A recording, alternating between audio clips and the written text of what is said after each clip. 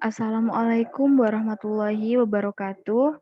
Perkenalkan, nama saya Agustiarini Dwi Fitayanti, NIM 2018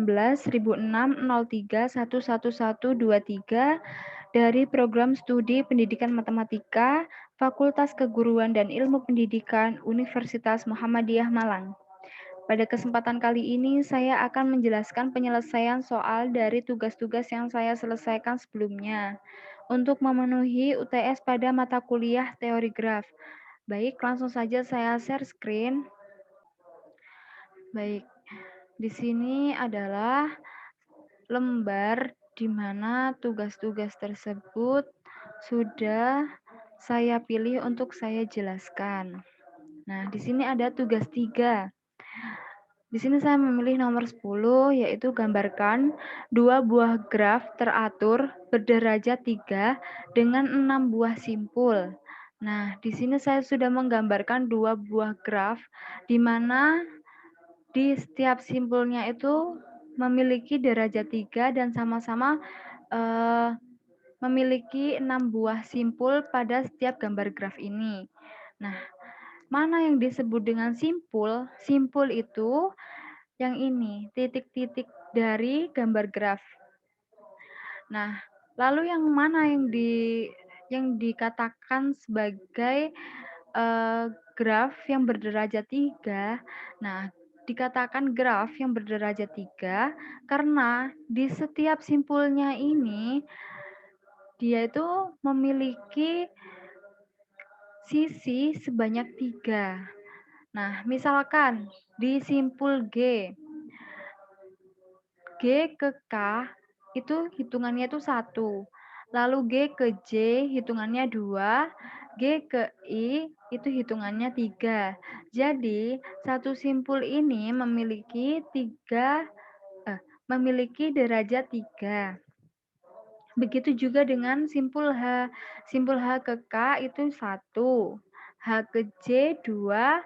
H ke I 3. Jadi seperti itu dan seterusnya. Sama juga dengan gambar graf yang kedua ini. Dia juga memiliki 6 buah simpul dan setiap simpulnya berderajat 3. Nah, selanjutnya di tugas 4 saya memilih soal nomor 12.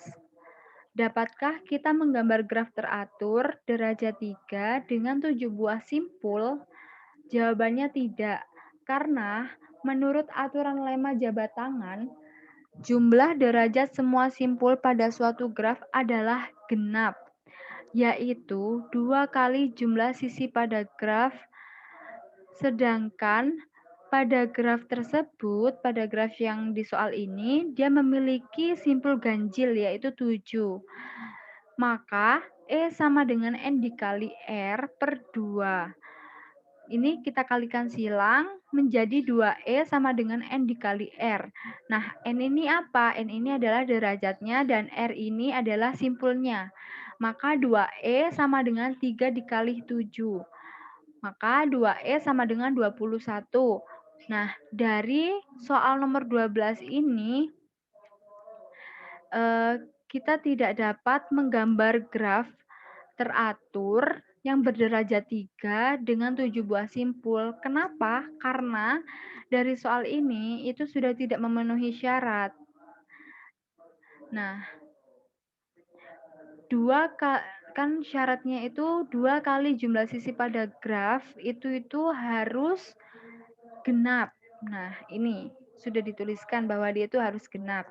Sedangkan di sini, di soal nomor 12 ini, 2 kali jumlah sisi pada graf tersebut itu ganjil, maka ada kemungkinan bahwa E sama dengan 21 per 2. Nah, selanjutnya di tugas 5 saya memilih soal nomor 30.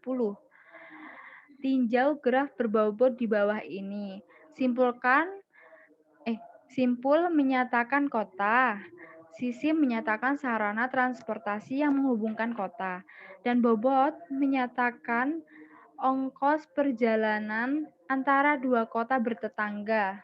Seorang pedagang berangkat dari kota A dan mengunjungi setiap kota lain tepat sekali dan kembali lagi ke kota A.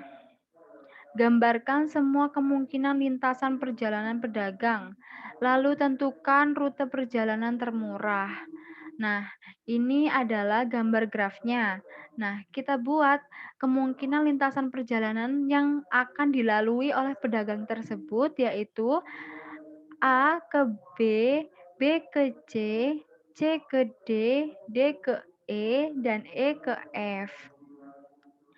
Lalu, bisa juga ke A, dari kota A ke B, B ke E ke D, D ke C, C ke F ke A.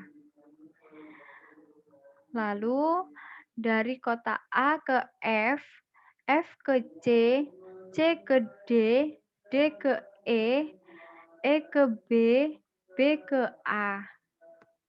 Seperti itu. Dan yang terakhir, dari kota A ke F ke E ke D, D ke C, C ke B, B ke A.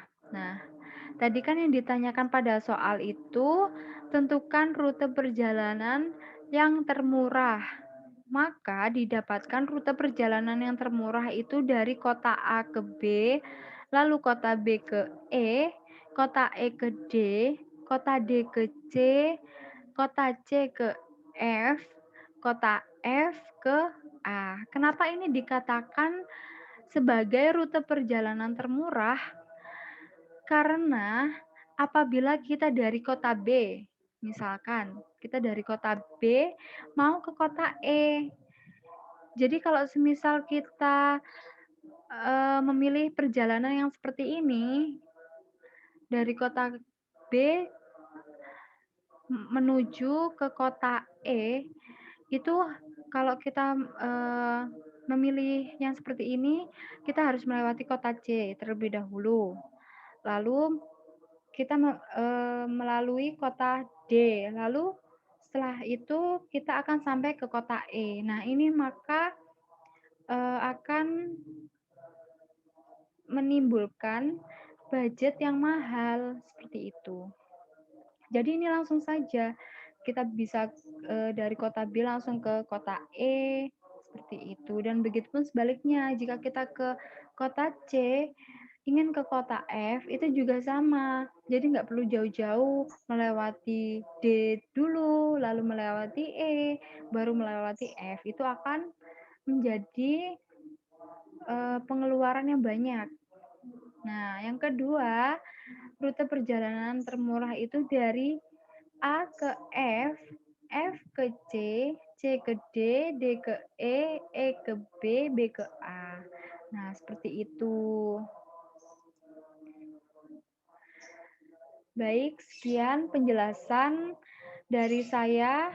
Kurang lebihnya mohon maaf. Saya akhiri. Wassalamualaikum warahmatullahi wabarakatuh.